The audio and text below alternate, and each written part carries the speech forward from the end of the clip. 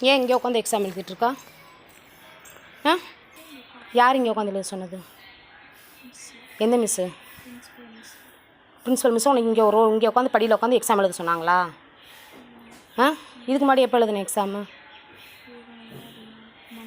ஆ, Monday இப்போ இங்கே தான் உட்காந்து எழுதுனியா? எந்த டெஸ்கில்? முன்னாடி உட்காந்து பாஸ்பரியில் தான் உட்காந்து எழுதுனியா? ஆ, சரி எழுது. ஏன் மிஸ் ஒன்றும் சொல்லலையா? உள்ள கிளாஸ்க்குள்ளே உட்காரணும் உன்னை சொல்லலையா? ஆ, புரியல. கிளாஸ் மிஸ்ஸு இங்கே கூப்பிட்டாங்க வர சொல்லி, அதுக்கப்புறம் பிரின்ஸிபல் மிஸ் இங்கேயே உட்காந்து எழுத சொல்லிட்டாங்க.